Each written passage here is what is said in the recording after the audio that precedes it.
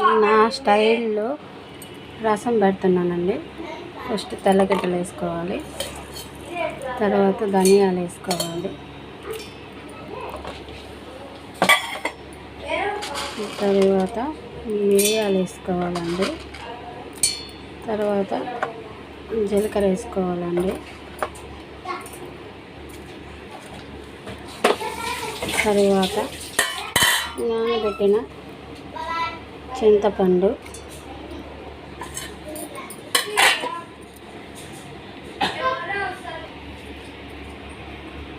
టమాటాలు కూడా వేసుకోవాలి.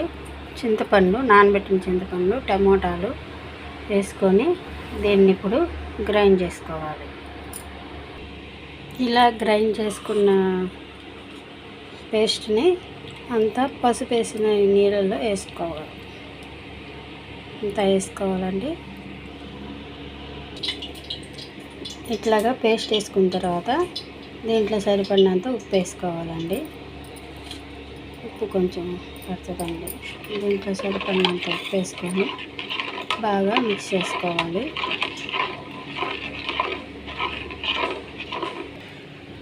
తరువాత ఇప్పుడు దీన్ని తాలింపు పెట్టుకుందామండి. రసానికి బాండీలు పెట్టుకొని నూనె పోసుకొని దీంట్లో ఆవాలు, జీలకర్ర,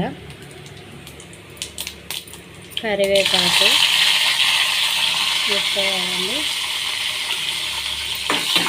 చిటపటలాడించాలి. తర్వాత ఈ పేస్ట్ని తీసుకొని ఈ రసంలో వేసుకోవాలి.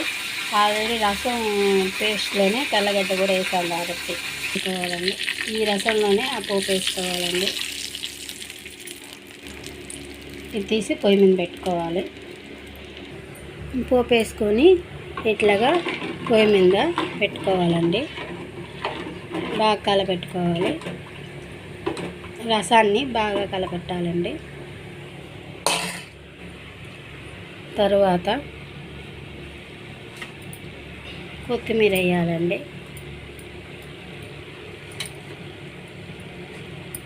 కొత్తిమీర వేసుకొని బాగా రసాన్ని కాగబెట్టాలి. ఇట్లాగా రసం పొంగాలండి. ఇంత రసం బాగా కాగాలి. బాగా కాగనిచ్చి ఆపాలి.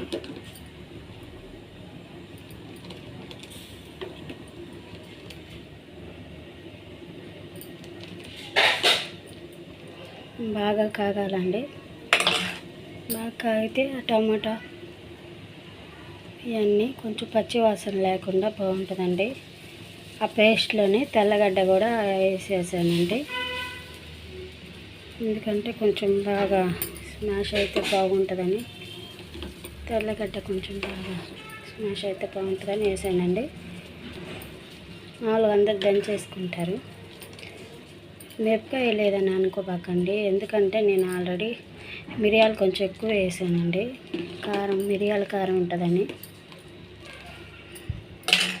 అంటే నాకు చిన్నపిల్లలు అండి, వాళ్ళు కారం తినరండి. అందుకని మిరియాలు కొంచెం ఎక్కువ వేసుకున్నాను.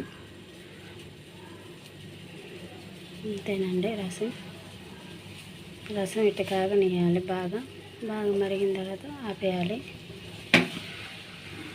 అంతేనండి. రసం అయిపోయింది. నా స్టైల్లో చేసిన రసం ఇదేనండి.